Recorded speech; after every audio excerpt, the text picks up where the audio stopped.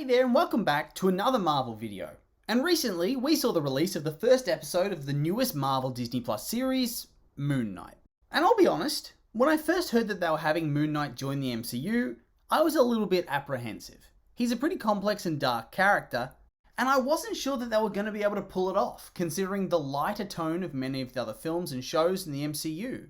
And I mean, whilst they've steadily moved towards darker subject matter and become a bit more adult, this would once again be another big step, and one that I thought they might fumble. And whilst I'm still a little bit apprehensive, even now after the release of the first episode, I think they made a very, very good start, and really captured the psychological horror aspects that they emphasised in the trailer in a very fun way.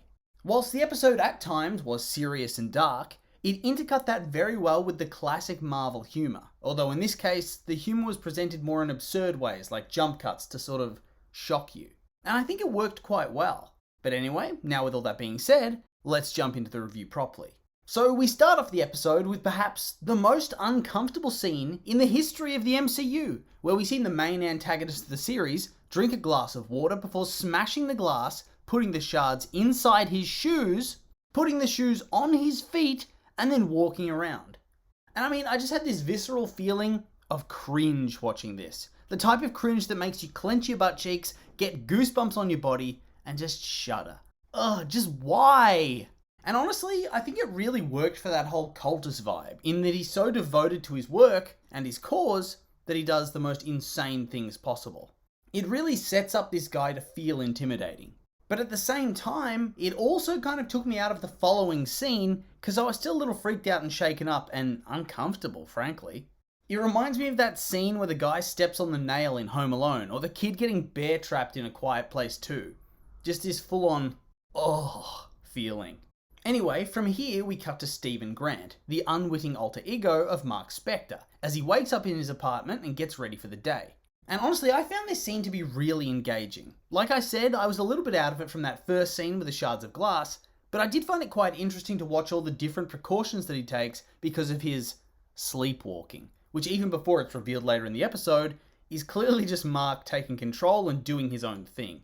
Although I did find it funny that Marc then sets everything up so that it looks like nobody has left the apartment, so that Stephen remains in the dark about all this. And it's kind of cute in a way, like he's looking out for him. And also, I never really thought about it on the first watch through, but on a repeat, he's totally sending himself postcards from his mum to pretend like Stephen has a life, isn't he? So, like, when Marc takes control, he has to send himself letters and postcards and maybe even voicemails with an altered voice to pretend he has a mother. It's kind of funny when you think about it like that, and also kind of cute, but also kind of sad. And also, I guess Marc going around town is another reason for Stephen to be quite tired a lot of the time throughout the episode, because his body isn't actually getting all that much sleep in the end. Oh, and I also love the music that played over the top of this scene. Really catchy, and it set the scene well. We then have a nice little scene of Stephen talking to a young girl in the museum, explaining to her about ancient Egyptian burial rites, which I actually found to be quite sweet. Therefore, the kid asks him how he felt to be rejected from the Field of Reeds, basically sent to hell by Amit, who of course is the goddess that Harrow serves. So, I don't know, is this some sort of foreshadowing? Or does this kid actually know something? Is there more to them that meets the eye, or is she just a bratty little kid who decided to insult a man who was being nice and teaching her about ancient Egypt? I'm honestly not sure, but I guess we'll have to wait and see. Anyway though, he then gets interrupted by his boss at the museum gift shop, who tells him that it better not be him again. And at first I thought that she was just talking about him getting distracted. But is she actually talking about being aware of his alter egos? I don't know, maybe I'm missing out on some sort of slang or something, but it feels like a deliberate writing choice. Especially since later, a tour guide references how her and Stephen have a date together, but he can't remember it. And the date is at a steakhouse, but he's a vegan. So either Marc is being cheeky, or is there a third alter that hasn't been mentioned yet? Because Marc deliberately does not go on the date. So there has to be a third person. And Khonshu refers to the stupid one / the idiot. And the way he describes it makes me feel like he's talking to Marc about Stephen. I don't think he'd need to specify that he's the idiot, because Marc would know who he's talking about. But then again, I might just be making connections where none exist. Anyway, back to the scene. His boss then bullies him in the workplace, and he organises the date that he had no idea about, before some more workplace bullying and dinner with a living statue. And honestly, it's kind of sad how unfulfilling this dude's life actually is. Anyway, we then move on to see Steven arrive home and go through his routine of trying to prevent himself falling asleep and stopping himself from sleepwalking, listening to a podcast, doing Rubik's Cubes, and reading up on Egyptian mythology. Although when he's doing the mythology research, he's dressed differently and is highlighting stuff. If it's just leisure reading, why take notes like this? It feels like he's trying to find something. Is this actually Marc in control when we see this stuff happening? Is it a clever cinematic trick to make you think that it's Steven? Is the scene actually intercutting between the two?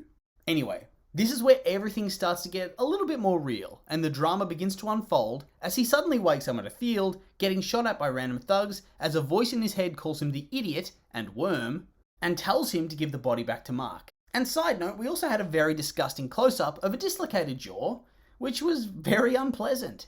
Anyway though, after a healthy jog into town, he finds himself swept up in the mob of cultists as Arthur Harrow makes his appearance and gives a typical glory to the chosen one type of cultist speech, before he uses his magical powers to judge a man worthy of living, and then an old woman as unworthy of living, killing her instantly. Anyway, the guards tell Harrow that Steven's lurking, and he tricks him by ordering everybody to kneel, which Steven's slow to do. But I mean, there was also other people who were also slow to kneel in that scene. So I feel like it's a little unlucky for Steven, although Harrow does say that he recognizes him, so he was probably going to be screwed over either way. Anyway, Harrow asks for the scarab that Marc seems to have stolen, and as Steven tries to hand it over, he finds himself struggling to control his body, as Marc, I presume, keeps stopping him, eventually killing a number of the cultists in quite a violent fashion as they try to grab him. And I really love that jump cut from Steven being all spooked, and then everybody just being dead with him covered in blood.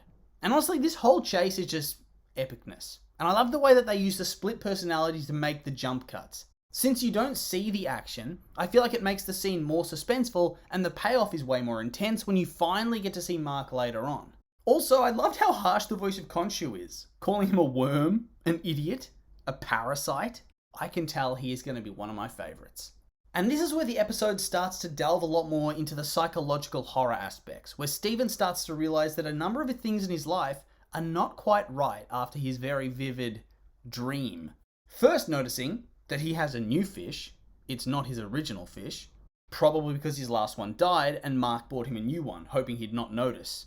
And then he turns up at the restaurant for the date he'd planned, only to find out that he'd missed it, and now she hates his guts for standing her up. Awkward. And then he breaks his vegan diet for a bout of emotional eating. So, poor dude. Like, the look of grief and resignation on his face as he starts to think about how he's actually going crazy is heart-wrenching. Great acting though. And then there's another depressing scene where he walks home, throws out his flowers, leaves his mum a voicemail, and then eats his chocolates all alone. I feel that.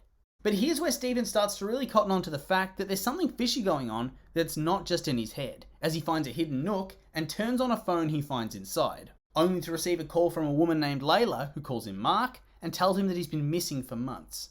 Anyway, after a bit of back and forth, Steven tries to make it clear that he doesn't know what's going on, only for the call to abruptly end. So either she hung up because she's mad, or she knows something's wrong. Either way, I guarantee she turns up next episode and smacks him around a little bit. As he tries to call her back, he starts hearing a voice telling him to stop. So that would obviously be Marc. So that begs the question, is he still fully conscious within Steven, ready to take control when he needs to be? I'm curious to see how all of this actually works. And I still find it very cute that Marc seems to just be looking out for his alter ego, telling him he's going to get himself into trouble if he keeps pushing. Anyway, Steven, panicking, as you would, tries to escape into the elevator, but finds himself unable to get to the ground floor. So I'm guessing that Marc's taking control to change what floor the elevator is going to and preventing Steven from going outside.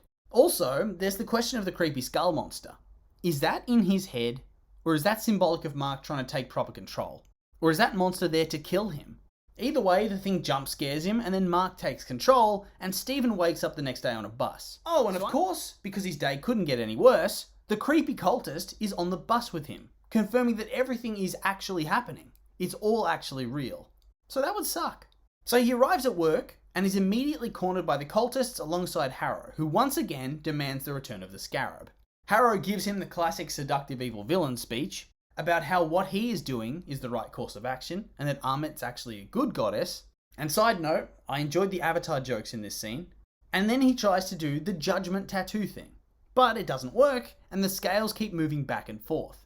Which makes the guy decide to just leave him be for now, I guess? Like, they could have just followed him down the hallway. Especially since they sick a monster on him that evening. But you know, whatever. Cultists aren't exactly known for their rationality. And speaking of monsters, the dog monster thing chases Steven until he barricades himself in the toilets and Marc begins to speak to him directly, telling him to give him control of the body so that he can save them. And this scene was pretty cool, I won't lie. I really liked the talking in the mirrors thing, and the payoff that had been building up throughout the episode of seeing the two alter egos interacting was really satisfying. And then on top of that, seeing him transform into Moon Knight and beating the monster to death, yes. Icing on the cake. But yeah, that brings me to the end of the episode and the end of the review. And so now I'll throw it to you guys. What did you think of the episode? Like it? Hate it? Excited for the future of the show? I'm curious for your thoughts, so make sure to like, comment, and subscribe and let me know.